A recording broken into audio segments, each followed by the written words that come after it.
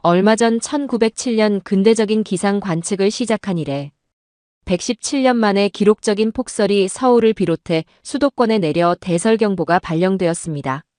이렇게 추운 겨울이 찾아오자 세계적으로 커피 믹스의 인기가 높아지고 있다고 합니다. 특히 북유럽 사람들의 마음을 사로잡았다고 하는데요. 영하 20도의 한파에서 스웨덴의 그 맛을 그리워하는 사연자의 이야기가 도착했어요. 지금 바로 시작하겠습니다. 안녕하세요. 저는 스웨덴 예테보리에서 피카 초콜라티에라는 카페를 운영하던 안나 베리만입니다. 지금은 서울에서 새로운 카페를 준비하고 있지만 1년 전만 해도 저는 스웨덴에서 가장 유명한 초콜릿 카페의 매니저였어요. 28살의 늦은 나이에 매니저가 되어 5년 동안 한 번도 쉬지 않고 일했죠. 우리 카페는 완벽 그 자체였어요. 최고급 벨기에 초콜릿으로 만드는 트리플과 프랄린, 스위스에서 공수해 온 원두로 내리는 커피까지. 손님들은 저희 카페의 완벽한 맛과 분위기를 사랑했고, 특히 겨울이면 따뜻한 초콜릿을 찾아 멀리서도 찾아와 주셨어요. 매달 미슐랭 가이드 평가단이 방문할 정도로 유명세를 탔죠. 하지만 그때의 제 모습은 차가웠어요. 직원들은 저를 얼음 여왕이라고 불렀다는 걸 나중에야 알았어요. 케이크 한 조각의 높이가 1mm라도 차이 나면 다시 만들게 했고 커피 온도는 소수점까지 맞춰야 했으니까요. 스웨덴의 전통적인 피카 문화를 표방하면서도 정작 그 본질인 여유로운 대화와 교감은 잊은 채 완벽한 맛에만 집착했던 거예요. 변화의 계기는 우연히 찾아왔어요. 평소처럼 매장을 정리하고 있는데 한 단골 손님이 보고 있던 유튜브 영상이 제 눈에 들어왔어요. 서울의 어느 길모퉁이에서 붕어빵을 파는 아저씨가 나오는 영상이었죠. 영상 속 까만 머리의 젊은 여자가 따뜻한 붕어빵을 받아들고는 환하게 웃었어요. 그 순간 저도 모르게 발걸음이 멈췄어요. 영상은 계속해서 한국의 겨울 풍경을 보여줬죠. 포장마차에서 떡볶이를 먹는 사람들, 군고구마를 사는 사람들, 그리고 편의점에서 커피 믹스를 타 마시는 직장인들까지. 특히 그 커피 믹스라는 게 신기했어요. 우리 카페에서는 상상도 못할 제품이었거든요. 한국의 겨울은 차가움 속에 따뜻함이 있어요. 이런 길거리 음식들이 사람들의 마음을 데워주죠. 특히 이 커피 믹스는 설명하기 어려운 매력이 있어요. 완벽하지는 않지만 그래서 더 정이 가는 맛이랄까요? 그 말을 듣는 순간 뭔가가 툭 하고 무너지는 것 같았어요. 지금까지 제가 추구해온 모든 가치관이 흔들렸죠. 완벽하지 않아서 더 정이 간다니. 그건 제가 이해할 수 없는 개념이었어요. 하지만 이상하게도 그 말이 계속 머릿속에 맴돌았습니다. 며칠을 고민했어요. 카페 벽에 걸린 최고의 맛과 품질이라는 문구를 보며 과연 이게 정말 중요한 걸까 생각했죠. 손님들의 마음을 따뜻하게 데우는 건 이런 게 아닐지도 모른다는 생각이 들었어요. 그래서 결심했어요. 5년 만에 처음으로 휴가를 내고 한국행 비행기에 올랐죠. 직원들과 단골 손님들은 믿기지 않는다는 표정이었어요. 안나가 휴가를 간다고요? 그것도 하필 한국에? 다들 의아해했죠. 벨기에 초콜릿과 스위스 커피의 나라도 아닌 한국에서 무슨 영감을 얻으려 하냐고요. 하지만 저는 이상한 확신이 있었어요. 제가 찾는 건 완벽한 맛이나 품질이 아닌 다른 무언가였으니까요. 그리고 그 선택은 제 인생을 완전히 바꿔놓았어요. 지금 제가 이렇게 한국에 정착하게 될 줄은 그때는 상상도 못했죠. 그때의 선택이 얼마나 큰 변화를 가져왔는지, 한국의 겨울이 어떻게 제 차가운 마음을 녹였는지 이제부터 그 이야기를 들려드릴게요. 인천공항에 도착했을 때가 아직도 생생해요. 공항을 나서는 순간 차가운 공기가 제 뺨을 스쳤죠. 영하의 날씨였지만 이상하게도 공기는 평소 제가 느끼던 예테보리의 겨울과는 달랐어요. 스웨덴의 겨울이 얼음처럼 날카롭다면 서울의 겨울은 포근한 이불처럼 느껴졌달까요? 홍대 근처의 작은 호텔에 도착하자 친절한 직원이 짐을 들어주며 방으로 안내해줬어요. 방에 들어서자마자 눈에 띈 건 창가 쪽 책상 위에 놓인 웰컴 키트였죠. 티백, 과자, 그리고 커피 믹스. 바로 유튜브에서 봤던 그것이었어요. 피곤했던 터라 따뜻한 커피가 당긴다는 생각이 들었어요. 전기포트에 물을 끓이면서도 의심이 들더라고요. 정말 이런 간단한 인스턴트 커피가 맛있을 수 있을까? 우리 카페에서는 상상도 못할 방식이었거든요. 봉지를 뜯자 달콤한 향이 코끝을 스쳤어요. 뜨거운 물을 부어 휘저었죠. 너무 단순하지 않나요? 하지만 그 한 모금에 제 편견이 무너졌어요. 달콤하고 부드러운 맛이 혀끝에서 퍼지면서 이상한 감동이 밀려왔죠. 이게 바로 수많은 한국 사람들이 사랑한다는 그 맛이구나. 창밖으로 내리는 눈을 바라보며 커피를 홀짝였어요. 스팀이 자욱한 우리 카페에 에스프레소 머신이 떠올랐어요. 매일 아침 원두를 갈고 물 온도와 압력을 체크하고 추출 시간을 재고 완벽한 한 잔을 위해 그토록 많은 공을 들였는데 이렇게 단순한 커피가 주는 위안이 있다는 걸 미처 몰랐네요. 문득 궁금해졌어요. 이 커피 믹스처럼 겉으로 보기엔 단순하지만 마음을 따뜻하게 해주는 것들이 이 도시에는 또 어떤 게 있을까? 해가 저물었는데도 거리는 활기가 넘쳤어요. 거리로 나가보기로 했죠. 거리로 나서자 매서운 겨울바람이 불었어요. 하지만 골목마다 피어오르는 하얀 연기가 발걸음을 이끌었죠. 한 모퉁이를 돌자 달콤한 향기가 코끝을 스쳤어요. 물고기 모양의 틀에서 노릇노릇하게 구워지는 붕어빵이었죠. 어서 오세요. 아저씨의 말씀을 알아듣진 못했지만 그 따뜻한 미소만큼은 이해할 수 있었어요. 붕어빵을 굽는 손놀림이 눈길을 사로잡았어요. 우리 카페에서 초콜릿을 템퍼링할 때처럼 숙련된 움직임이었지만 뭔가가 달랐어요. 더 자유롭고 편안해 보였달까요? 처음이시죠? 첫 번째는 서비스예요. 아저씨는 갓 구운 붕어빵을 작은 종이봉투에 담아 건네주셨어요. 뜨거워서 손끝이 따끔거렸지만 그 온기가 좋았어요. 조심스레 한 입 베어 물었을 때의 그 맛은 제가 만들던 그 어떤 고급 디저트보다도 특별했습니다. 그리고 조금 더 걷다가 발견한 포장마차. 비닐 커튼 사이로 새어나오는 붉은 불빛이 마치 작은 등대 같았어요. 커튼을 살짝 들치자 매콤한 향이 훅 끼쳐왔죠. 좁은 공간에서 정신없이 떡볶이를 만드시는 아주머니의 모습이 왠지 모르게 눈물이 날 것 같았어요. 혼자 오셨어요? 추운데 어서 들어와요. 말씀은 알아들을 수 없었지만 그 따뜻한 마음만은 확실히 느낄 수 있었어요. 아주머니는 떡볶이를 건네시며 조심하세요. 뜨거워요라고 하셨죠. 첫 입을 먹자마자 매워서 눈물이 났는데 아주머니는 얼른 물을 따라주셨어요. 매워서 그래요? 여기 물 더 드세요. 매운 떡볶이에 눈물이 났던 건지 아니면 그 따뜻한 마음에 눈물이 났던 건지 지금도 잘 모르겠어요. 옆자리에는 회사원처럼 보이는 남자분이 혼자 오뎅을 먹고 계셨는데 제가 매워하는 모습을 보시더니 자기 앞에 오뎅 국물을 건네주셨어요. 그날 밤 호텔로 돌아오는 길에 편의점에 들렀어요. 아까 받은 웰컴 키트의 커피 믹스가 생각나서 몇 봉지 더 사고 싶었거든요. 진열대 앞에서 한참을 고민했죠. 이렇게 다양한 종류가 있는 줄은 몰랐거든요. 결국 모든 종류를 하나씩 사기로 했어요. 방으로 돌아와 창밖을 바라보며 생각했어요. 하루 만에 이렇게 많은 것을 느낄 수 있을 줄은 몰랐다고요. 완벽하지 않아도 좋아요. 오히려 그 불완전함 속에서 진정한 따뜻함을 느낄 수 있다는 걸 이제야 알았거든요.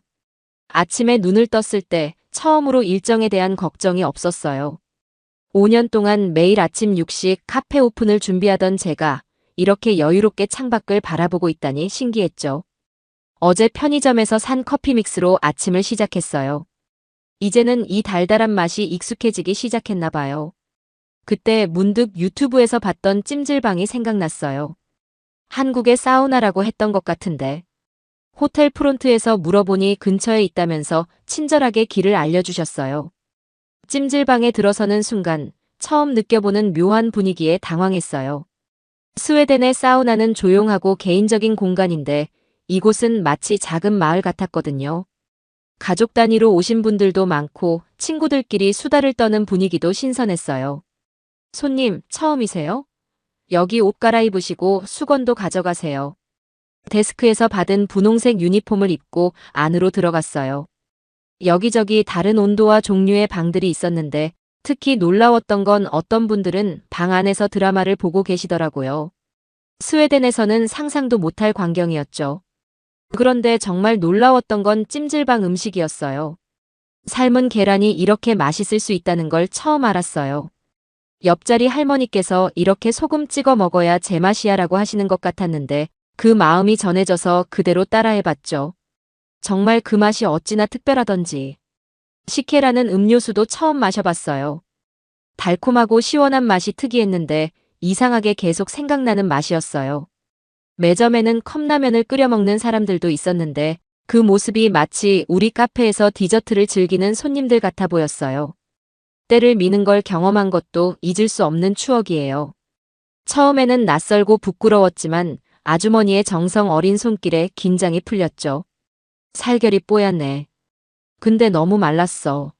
한국에서 많이 먹고 가라고 하시는 것 같았는데 그 말씀에 왠지 눈물이 날 것 같았어요. 찜질방에서 나왔을 때는 이미 해가 저물어가고 있었어요. 하루 종일 있었다는 게 믿기지 않았죠.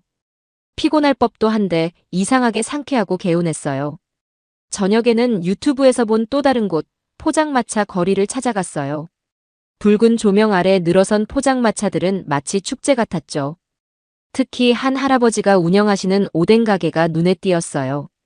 아가씨 혼자예요? 어서 와요. 할아버지는 따뜻한 오뎅 국물을 건네시며 이것저것 설명을 해주셨어요. 말씀은 알아들을 수 없었지만 그 정성스러운 모습에 감동했어요. 우리 카페에서 초콜릿의 원산지와 로스팅 과정을 설명하던 제 모습이 떠올랐죠. 그리고 우연히 동네 빵집에도 들렀어요. 한국의 빵집은 뭔가 달랐어요. 진열대에 가득한 다양한 빵들도 신기했지만 가장 놀라웠던 건 갓 구운 빵을 집게로 직접 골라 담는 문화였어요. 스웨덴의 빵집은 대부분 미리 포장된 걸 사거든요. 특히 앙버터라는 걸 처음 먹어봤는데 그 맛에 놀라 2개나 더 샀어요. 우리 카페의 고급 크루아상도 이렇게 감동적이진 않았는데 단순하지만 왜 이렇게 맛있는 걸까요? 하루 종일 이곳저곳을 다니며 느낀 건 한국의 음식들은 완벽한 맛을 추구하기보다는 사람들의 마음을 담고 있다는 거예요. 찜질방의 구수한 계란, 포장마차의 얼큰한 오뎅, 빵집의 달달한 앙버터까지. 그리고 그날 밤 저는 또 다른 발견을 했어요. 바로 치맥이었죠. 한국에서는 치킨과 맥주를 함께 먹는다길래 호기심에 시켜봤는데 이건 역시 충격이었어요. 바삭한 치킨과 차가운 맥주의 조화라니. 우리 카페의 완벽한 페어링도 이런 즐거움은 주지 못했어요. 치맥을 즐기며 문득 생각했어요. 우리 카페에서는 모든 게 정해진 레시피대로 정확한 온도와 시간을 지켜가며 만들어졌죠. 하지만 여기서 만난 음식들은 달랐어요. 정확한 레시피보다는 손맛으로, 시간보다는 경험으로 만들어지는. 이제야 알 것 같아요. 제가 그동안 놓치고 있던 게 무엇인지.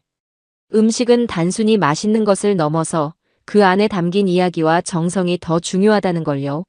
내일은 또 어떤 새로운 맛의 세계가 저를 기다리고 있을까요? 벌써부터 설렙니다. 한국에 와서 가장 많이 들은 말이 있어요. 혼자 왔어요? 라는 물음이었죠.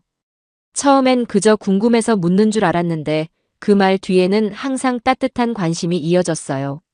특히 기억에 남는 건 근처 카페 사장님과의 만남이에요. 호텔 근처에 있는 작은 카페였는데 창가에 앉아 커피를 마시며 한국어 공부를 하고 있었죠. 사장님은 제가 매일 아침 카페에 온다는 걸 기억하고 계셨나 봐요. 혹시 카페에서 일하세요? 커피 보는 눈이 달라 보이던데. 제가 스웨덴에서 카페를 운영했다고 하자 사장님의 눈이 반짝였어요. 그날 저녁 카페 문을 닫고 커피 이야기를 나눴죠. 한국의 카페 문화, 커피 트렌드, 그리고 손님들의 취향까지. 놀라웠던 건 사장님의 철학이었어요. 커피 맛도 중요하지만 더 중요한 건 손님들의 마음을 읽는 거예요. 그 말이 가슴에 와닿았어요. 저는 늘 완벽한 맛에만 집중했는데 사장님은 손님 한 명 한 명의 이야기에 귀 기울이고 계셨거든요. 동네 주민들과의 만남도 특별했어요. 매일 아침 같은 시간에 공원을 산책하는 할머니들이 계셨는데 어느 날부터인가 저를 자연스럽게 받아주셨어요. 한국어를 가르쳐 주시겠다며 매일 새로운 단어를 알려주시곤 했죠. 오늘은 정들었다를 배워볼까? 우리가 너한테 정이 들었다. 이렇게 말하는 거야. 정이란 단어는 번역이 안 되더라고요. 그저 느낌으로 이해할 수 있었죠. 할머니들과 산책하며 나누는 이야기, 때로는 말이 통하지 않아도 서로 웃으며 나누는 온기. 그게 바로 정이었나 봐요. 한국의 서비스 문화도 놀라웠어요. 어느 날 카페에서 실수로 음료를 쏟았는데 직원분들이 얼마나 친절하게 대해주시던지. 스웨덴이었다면 그저 미안하다는 말과 함께 끝났을 텐데 여기서는 새 음료는 물론 수건까지 빌려주시더라고요. 괜찮으세요? 옷에 묻었네요. 이거라도 닦으세요. 그 따뜻한 말투에 왠지 모르게 눈물이 날 것 같았어요. 완벽한 서비스가 아닌 진심 어린 배려였거든요. 저는 길거리에서도 수많은 친절을 경험했어요. 길을 잃고 헤매고 있을 때면 누군가 먼저 다가와 도와주셨고 지하철에서는 자리를 양보해 주시기도 했죠. 처음엔 제가 외국인이라서 특별 대우를 해주시는 줄 알았는데 한국 사람들끼리도 그렇게 서로 배려하는 모습을 자주 봤어요. 특히 감동적이었던 건 우연히 들른 전통 찻집에서였어요. 차를 마시며 한국 전통차에 대해 여쭤봤는데 할아버지께서 2시간 넘게 차 이야기를 들려주셨어요. 마지막엔 작은 닭이를 선물로 주시면서 스웨덴에 가서도 우리 차 마시면서 오늘을 기억하세요라고 하시더라고요. 이런 경험들이 쌓이면서 저는 조금씩 변해갔어요. 전에는 손님들의 표정이나 이야기에 크게 신경 쓰지 않았는데 이제는 그들의 마음을 읽으려 노력하게 됐어요. 완벽한 맛보다 중요한 게 있다는 걸 알게 된 거죠. 며칠 전에는 편의점 알바생과 이야기를 나눴어요. 늦은 밤에 커피 믹스를 사러 갔다가 우연히 대화가 시작됐죠. 그분도 낮에는 카페에서 일한다고 하시더라고요. 서로의 카페 이야기를 나누다 보니 어느새 새벽이 되어 있었어요. 스웨덴에서는 이런 대화가 가능했을까? 문득 그런 생각이 들었어요. 우리는 늘 적당한 거리를 유지하고 필요한 대화만 나누잖아요. 하지만 여기서는 달랐어요. 낯선 사람과도 쉽게 마음을 나누고 서로의 이야기에 귀 기울여주는. 이제 저는 알 것 같아요. 진정한 서비스란 무엇인지, 사람의 마음을 따뜻하게 하는 건 무엇인지. 그건 바로 관심이고 배려고 정이었던 거예요. 완벽하진 않아도 진심이 담긴 미소, 서툴러도 따뜻한 마음이 전해지는 대화. 그런 것들이 모여 특별한 경험을 만드는 거죠. 한 달이라는 시간이 이렇게 빨리 지나갈 줄 몰랐어요. 인천공항으로 돌아가는 버스 안에서 창밖을 바라보며 생각에 잠겼어요. 한 달 전 이 길을 처음 달릴 때는 몰랐죠. 이 여행이 제 인생을 완전히 바꿔놓을 거라는 걸요. 가방 안에는 한국에서 모은 보물들로 가득해요. 커피 믹스 몇 박스, 붕어빵 아저씨가 써주신 레시피, 찻집 할아버지께서 주신 닭이, 그리고 수많은 사람들과 찍은 사진들. 하나하나가 다 특별한 추억이에요. 스웨덴으로 돌아가면 가장 먼저 해야 할 일이 정해졌어요. 바로 제 카페를 완전히 새롭게 바꾸는 거예요. 물론 많은 사람들이 반대할 거예요. 성공적인 카페를 왜 바꾸려고 하느냐고. 하지만 전 이제 알아요. 진정한 성공이 무엇인지를. 특히 기억에 남는 건 마지막 날 들른 홍대의 작은 카페예요. 그곳에서 만난 젊은 바리스타의 말이 아직도 귓가에 맴돌아요. 손님들이 커피를 마시러 오는 게 아니에요. 추억을 마시러 오는 거죠. 우리는 그저 그 추억을 담아내는 사람일 뿐이에요. 그래서 결심했어요. 우리 카페의 한쪽 공간을 한국식 카페로 꾸미기로요. 최고급 원두와 초콜릿은 그대로 유지하되 그 옆에 커피 믹스 메뉴도 넣을 거예요. 아마 스웨덴 사람들은 이해하지 못할 거예요. 하지만 괜찮아요. 저도 한 달 전까지는 이해하지 못했으니까요. 메뉴도 많이 바꿀 예정이에요. 팥빵과 붕어빵을 우리식으로 재해석해서 넣을 거예요. 이미 레시피 연구는 시작했죠. 한국의 길거리 음식에서 영감을 받아 고급스러우면서도 편안한 디저트를 만들어 보려고 해요. 하지만 가장 큰 변화는 분위기가 될 것 같아요. 더 이상 완벽함에 집착하지 않으려고요. 대신 손님 한 명 한 명과 진심으로 소통하는 공간을 만들고 싶어요. 한국에서 배운 정을 저희 방식으로 표현하고 싶거든요. 직원 교육 방식도 바꿀 거예요. 정확한 레시피도 중요하지만 손님의 마음을 읽는 법을 더 중요하게 가르칠 거예요. 그동안 저는 실수를 용납하지 않았지만 이제는 달라요. 실수해도 괜찮아요. 그 속에서 더 따뜻한 서비스가 나올 수 있다는 걸 배웠으니까요. 카페 한쪽 벽면은 한국에서 찍은 사진들로 장식하려고 해요. 붕어빵 아저씨의 환한 미소, 포장마차의 따뜻한 불빛, 찜질방의 정겨운 모습들. 이런 사진들을 보며 손님들에게 이야기해주고 싶어요. 완벽하지 않아도 특별할 수 있다는 걸요. 벌써 단골 손님들의 반응이 궁금해요. 특히 매일 아침 같은 자리에서 신문을 읽으시던 할아버지께서 커피 믹스를 어떻게 생각하실지. 아마 처음엔 거부감을 가지실 수도 있겠죠. 하지만 괜찮아요. 저도 처음엔 그랬으니까요. 한 달 전과 같은 하늘길이지만 제 마음은 완전히 달라졌어요. 한국의 겨울이 제게 가르쳐준 건 단순한 맛이나 서비스가 아니었어요. 진정한 따뜻함이 무엇인지, 사람의 마음을 어떻게 움직일 수 있는지를 배웠죠. 스웨덴의 겨울은 여전히 차가울 거예요. 하지만 이제 저는 그 속에서도 따뜻함을 만들어낼 수 있을 것 같아요. 한국에서 배운 이 특별한 마음으로 제 카페를 새롭게 채워나가려고 해요. 그리고 가장 중요한 결정을 했어요. 매년 겨울마다 한국을 방문하기로요. 이건 단순한 여행이 아니라 제 카페와 제 자신을 위한 마음 충전의 시간이 될 거예요. 그리고 언젠가는 서울에도 제 카페에 새로운 지점을 내고 싶어요. 한국의 따뜻한 겨울이 제게 가르쳐준 모든 것을 잊지 않을게요. 그리고 이 이야기를 들어주신 여러분, 감사합니다. 여러분의 겨울은 어떠신가요?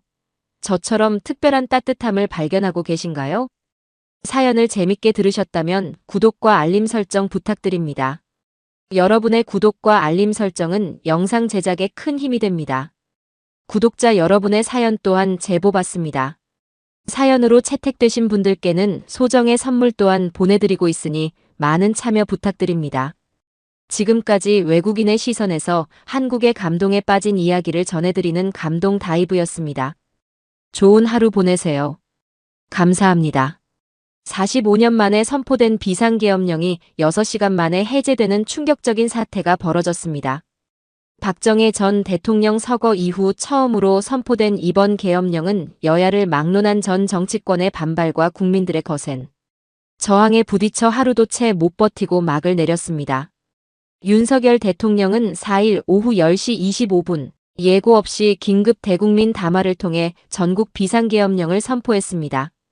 담화에서 윤 대통령은 국회가 범죄자 집단의 소굴이 되어 입법 독재를 통해 국가의 사법행정 시스템을 마비시키고 있다며 북한 공산 세력의 위협으로부터 자유대한민국을 수호하고 종북 반국가 세력들을 일거에 척결하기 위해 계엄령을 선포한다고 밝혔습니다.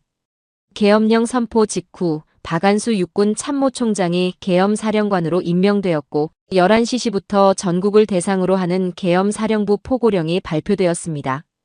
포고령은 국회와 지방의회, 정당 활동은 물론 모든 정치적 집회와 시위를 금지했으며 언론과 출판에 대한 통제까지 포함하고 있었습니다.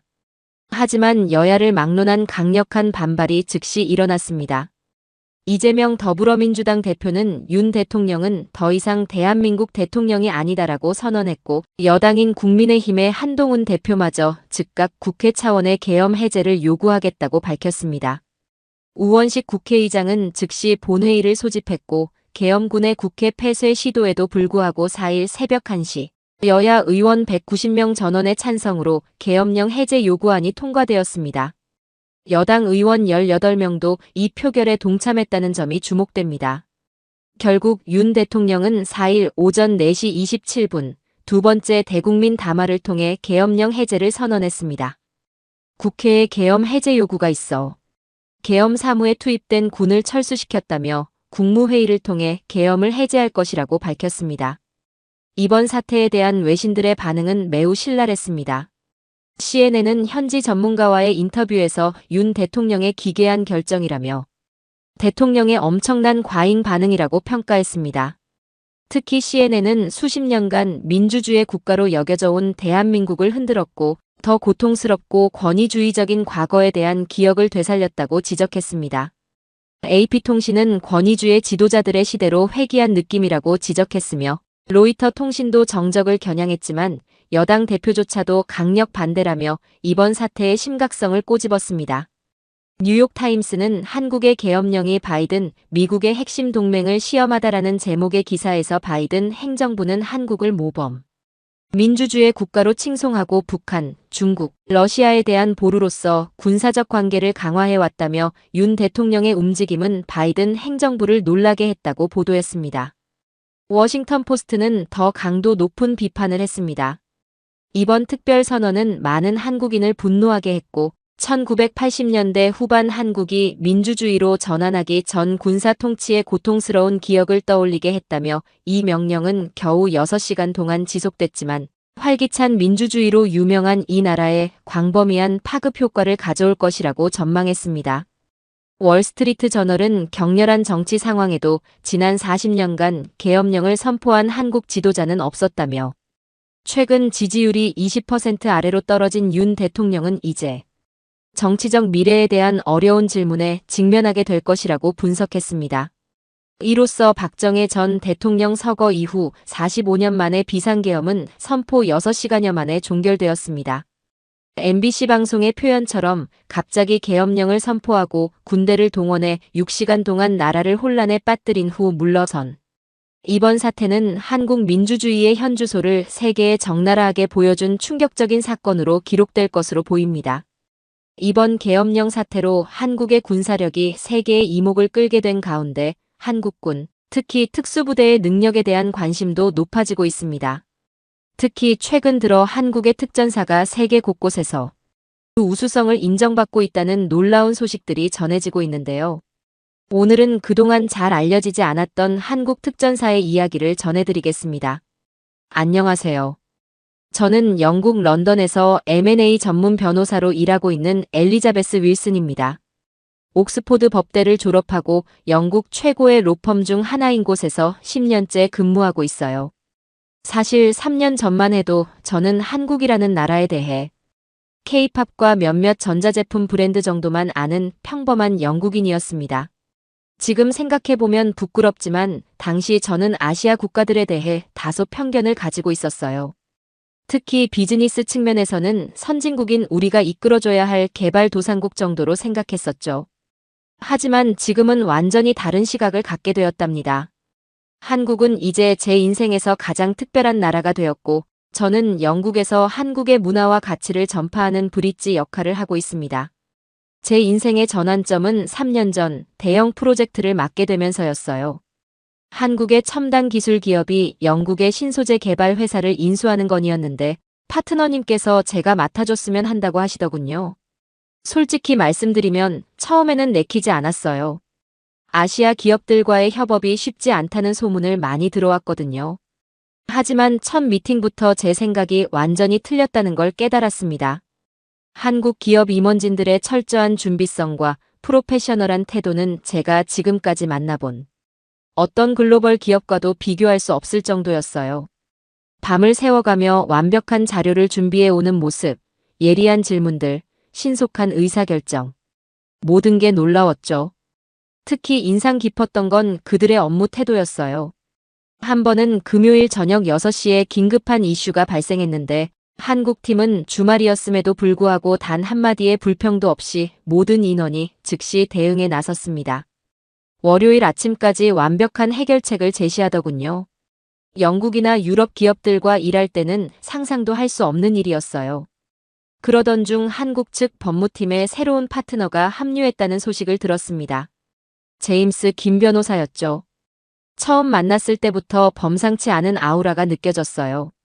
완벽한 영어 실력은 물론이고 영국 법과 한국 법을 넘나드는 해박한 지식, 그리고 무엇보다 위기 상황에서도 흔들리지 않는 침착함이 인상적이었습니다.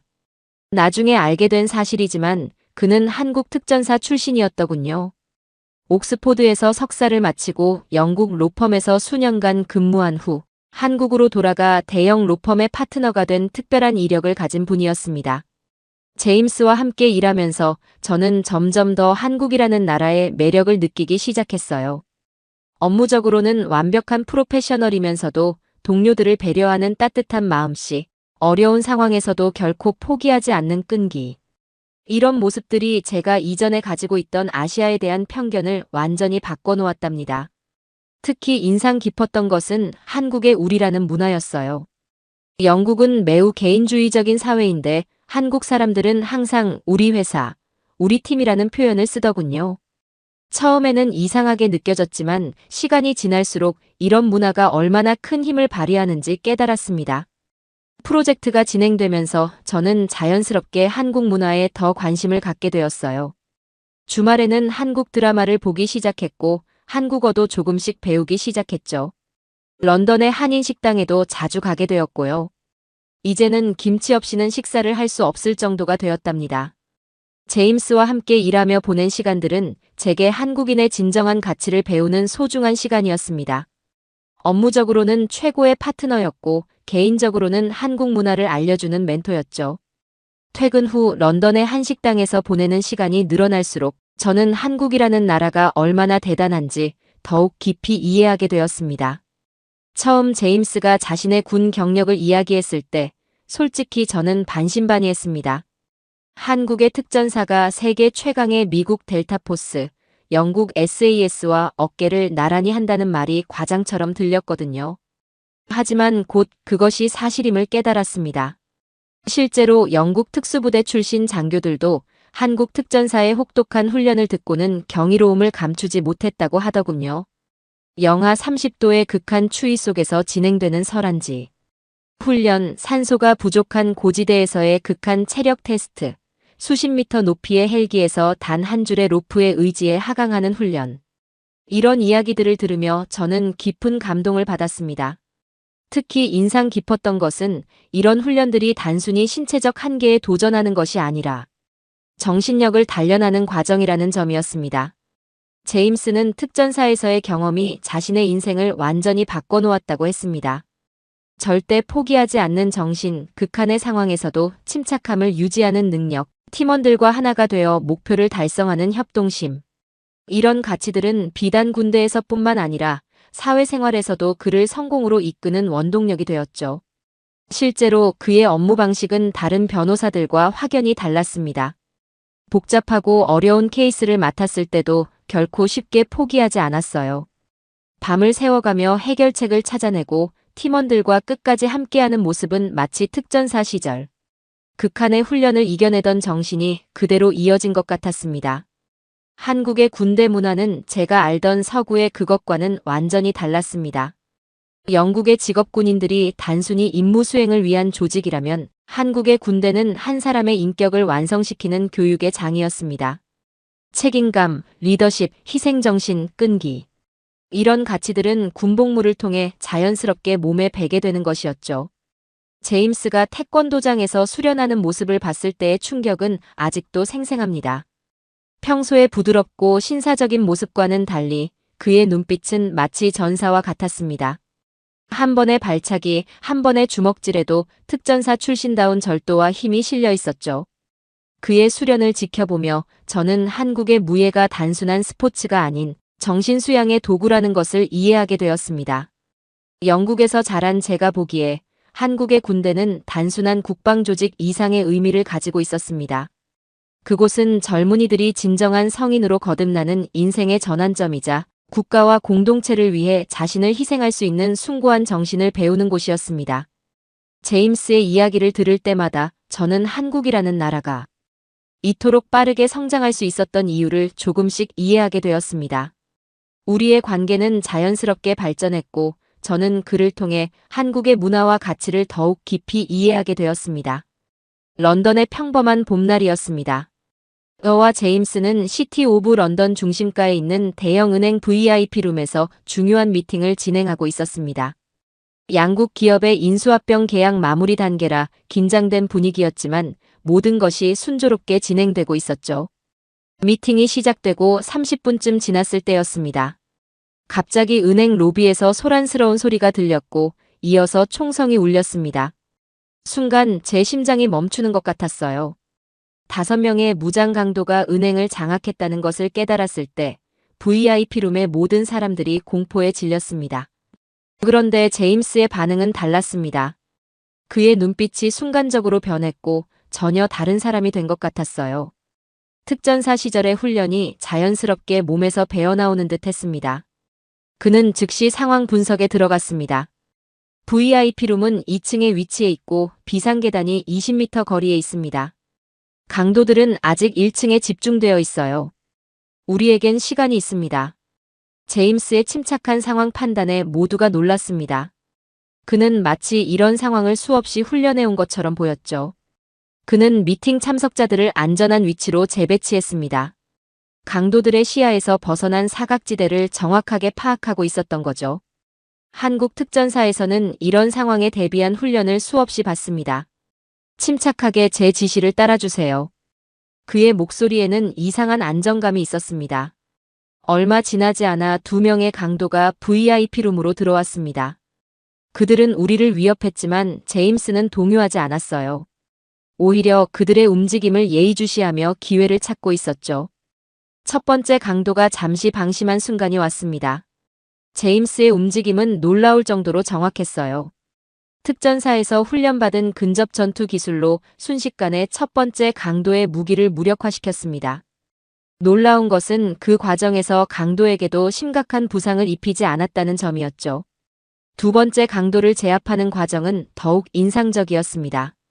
정확한 타이밍에 최소한의 동작으로 상대를 무력화시키는 모습은 마치 교과서적인 시범을 보는 것 같았어요. 한국 특전사의 근접 전투 기술이 얼마나 효율적이고 실전적인지를 직접 목격하는 순간이었습니다. 이런 상황에서 가장 중요한 것은 인명피해를 막는 것입니다. 나중에 제임스가 한 이 말이 특히 인상 깊었어요. 단순히 제압하는 것이 아니라 모든 사람의 안전을 고려하는 한국 특전사의 철학이 느껴졌습니다. 경찰이 도착했을 때는 이미 VIP룸의 상황은 안정화되어 있었습니다. 제임스는 경찰과 신속하게 협조하여 나머지 인질들의 안전한 대피를 도왔죠. 런던 경찰청 특수기동대 지휘관은 이렇게 깔끔하게 인질 상황을 해결한 것은 처음이라며 감탄했습니다. 이 사건은 자연스럽게 뉴스가 되었고 영국 언론은 한국 특전사 출신 변호사의 활약을 크게 다루었습니다. BBC는 한국의 특수부대 훈련 시스템에 대해 특집 기사를 내보냈고 영국 국방부에서도 한국의 특수부대 훈련 방식에 대해 관심을 보였다고 합니다. 제임스의 상황 통제는 마치 교과서적인 특수작전 같았습니다. 그는 먼저 VIP룸의 모든 참석자들에게 정확한 행동 지침을 전달했습니다. 책상 아래로 들어가되 벽에서 1m 간격을 유지하세요. 총알이 관통할 경우를 대비해서입니다. 이런 세세한 부분까지 고려하는 모습에서 특전사의 전문성이 느껴졌습니다. 그가 강도들을 제압하는 과정은 특전사의 정수를 보는 것 같았습니다. 한국 특전사의 근접 전투 기술 CQC는 세계 최고 수준이라고 하는데 그날 그 이유를 직접 목격했습니다. 제임스의 설명에 따르면 특전사에서는 상대의 무기를 무력화하는 21가지 핵심 동작을 훈련받는다고 합니다. 그리고 이 동작들은 수천 번의 반복 훈련을 통해 완전히 몸에 배어 있어야 한다고 해요. 특전사 훈련의 핵심은 실전을 가정한 반복 훈련입니다. 우리는 칠흑 같은 어둠 속에서도 극도의 스트레스 상황에서도 정확한 동작을 할 수 있어야 합니다. 제임스의 이 말처럼 그의 움직임은 마치 오랜 시간 몸에 밴 본능처럼 자연스러웠습니다. 이 사건 이후 영국 사회의 한국 특전사에 대한 인식은 완전히 바뀌었습니다. 영국 특수부대 SAS 출신 교관들은 한국 특전사의 근접 전투 기술은 세계 최고 수준이라며 인정했고 영국 국방부에서는 한국의 특수부대 훈련 프로그램에 대해 깊은 관심을 보였습니다. 특히 한국 특전사의 정신력 강화 훈련과 실전적 전투 기술이 큰 주목을 받았죠. 놀라웠던 것은 이 모든 일이 있은 후에 제임스의 태도였습니다. 영국의 주요 방송들이 인터뷰를 요청했지만 그는 대부분 고사했습니다. 저는 그저 당연히 해야 할 일을 했을 뿐입니다. 한국 특전사라면 누구나 그렇게 했을 겁니다. 이런 그의 겸손한 태도에 영국 언론은 더욱 감탄했죠. 제임스는 오히려 이 일을 계기로 한국의 군사 문화를 더 알리는데 힘썼습니다. 그는 한국의 젊은이들은 군복무를 통해 책임감과 리더십을 배웁니다. 이것이 한국이 빠르게 성장할 수 있었던 원동력 중 하나라고 자주 이야기했습니다. 실제로 영국의 여러 교육기관에서 한국의 군사훈련 시스템을 연구하기 시작했다고 합니다. 이 사건은 단순한 은행 강도 사건의 해결을 넘어 한국의 군사력과 정신력을 세계에 알리는 계기가 되었습니다. 그리고 저는 그 현장의 목격자로서 한국이라는 나라가 가진 진정한 강인함을 깊이 이해하게 되었습니다. 사건 이후 가장 큰 변화는 오히려 법조계에서 일어났습니다. 영국 법률협회는 위기 상황에서의 법조인의 역할이라는 주제로 세미나를 개최했고, 제임스는 첫 번째 연사로 초청받았습니다. 그는 연단에서 법조인의 책임은 단순히 법률 지식을 아는 것이 아니라 위기 상황에서도 침착하게 시민을 보호하는 것이라고 강조했습니다. 우리 로펌도 작은 변화들이 시작되었습니다. 매주 월요일 아침 위기관리 브리핑이 새로 생겼어요. 각자 맡은 사건에서 발생할 수 있는 리스크를 공유하고 대비하는 시간입니다. 제임스의 제안으로 시작된 이 미팅은 그가 군대에서 배운 상황 예측 훈련을 법률 업무에 접목한 것이었죠. 신입 변호사 교육 프로그램도 달라졌습니다. 기존의 법률 지식 중심 교육에서 벗어나 긴급 상황, 대처법, 고객 심리 이해, 위기 커뮤니케이션 등의 과목이 추가되었어요. 특히 제임스가 진행하는 위기 상황 시뮬레이션 수업은 신입들 사이에서 가장 인기 있는 강의가 되었습니다. 우리 로펌의 이런 변화는 영국 법조계에 작은 혁신을 가져왔습니다. 다른 로펌들도 하나둘씩 위기관리 교육을 도입하기 시작했고, 법률 서비스의 개념도 조금씩 바뀌어갔죠. 단순한 법률 자문을 넘어 고객의 안전과 위기관리까지 고려하는 포괄적인 서비스로 발전한 것입니다. 런던 법률협회 회장은 연례 보고서에서 이렇게 언급했습니다. 한국의 군사훈련에서 배운 위기관리 시스템이 우리 법조계에 신선한 혁신을 가져왔다. 이는 법률 서비스의 새로운 패러다임을 제시한다. 특히 인상적인 것은 로펌의 조직 문화 변화였습니다. 제임스가 보여준 한국식 리더십은 우리 모두에게 신선한 충격이었어요. 매일 아침 가장 먼저 출근해서 사무실 곳곳을 점검하고 직원들의 책상에 따뜻한 커피를 놓아두는 작은 배려. 처음에는 이상하게 보였지만 이제는 우리 로펌의 자랑스러운 문화가 되었습니다. 팀 회의 방식도 달라졌어요.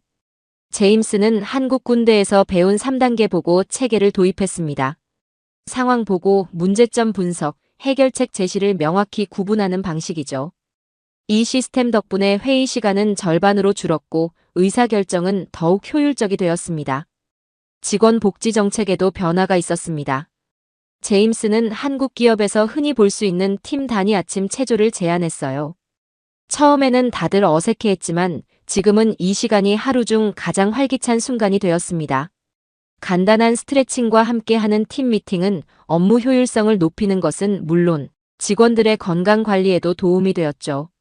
로펌의 업무 방식도 혁신적으로 변했습니다.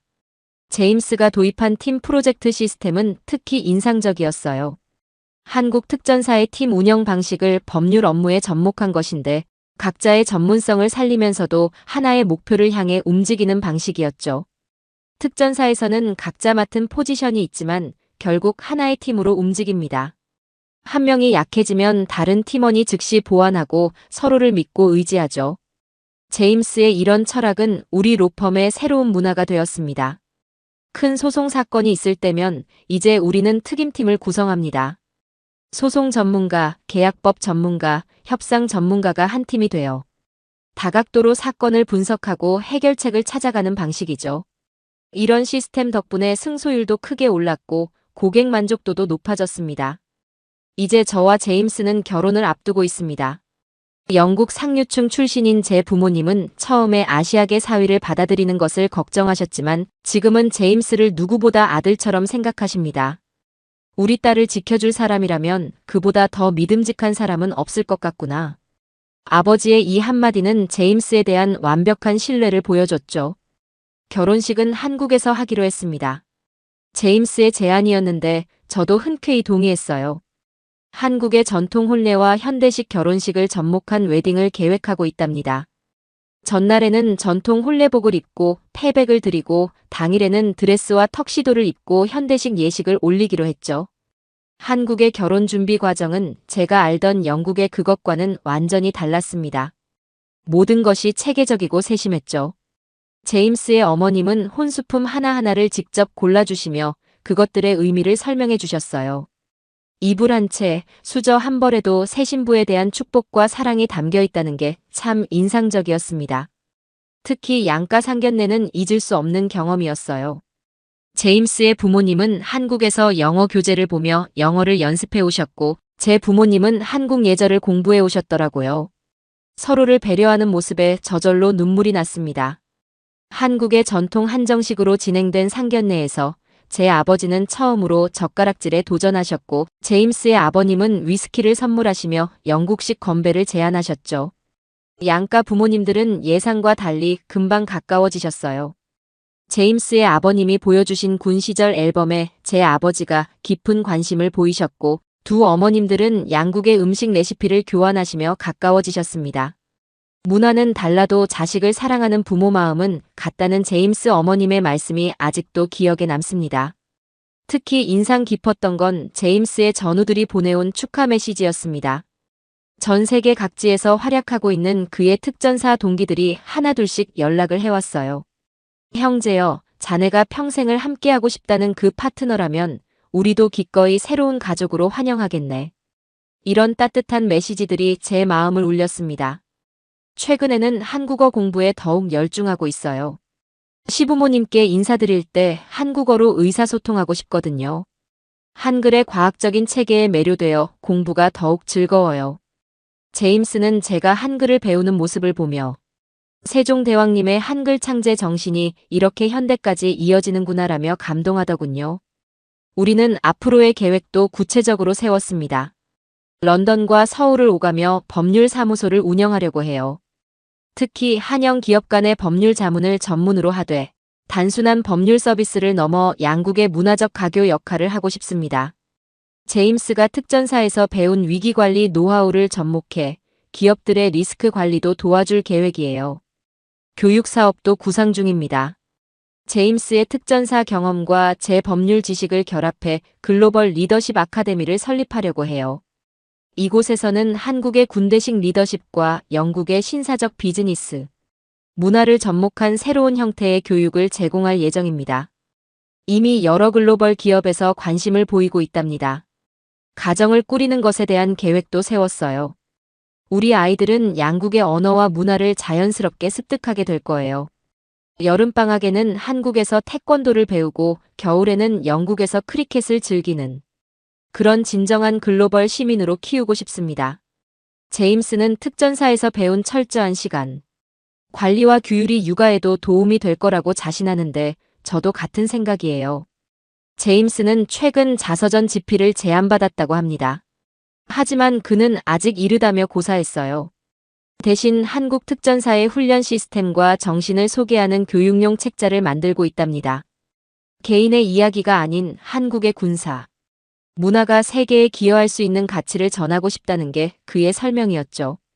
저는 이제 확신할 수 있습니다.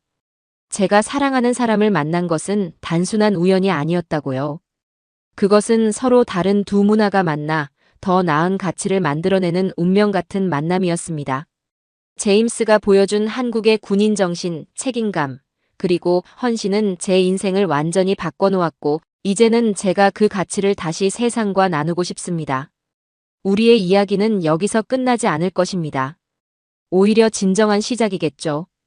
한국과 영국이라는 두 나라의 가치를 이어주는 다리가 되어 더 나은 세상을 만드는데 기여하고 싶습니다. 그리고 저는 믿습니다. 제임스와 함께라면 그 어떤 도전도 이겨낼 수 있다고요. Once a soldier, always a soldier. 제임스가 즐겨하는 이 말처럼 우리는 영원히 서로의 전우가 되어 인생이라는 전장을 함께 헤쳐나갈 것입니다. 사연을 재밌게 들으셨다면 구독과 알림 설정 부탁드립니다. 여러분의 구독과 알림 설정은 영상 제작에 큰 힘이 됩니다. 구독자 여러분의 사연 또한 제보받습니다. 사연으로 채택되신 분들께는 소정의 선물 또한 보내드리고 있으니 많은 참여 부탁드립니다. 지금까지 외국인의 시선에서 한국의 감동에 빠진 이야기를 전해드리는 감동 다이브였습니다. 감사합니다.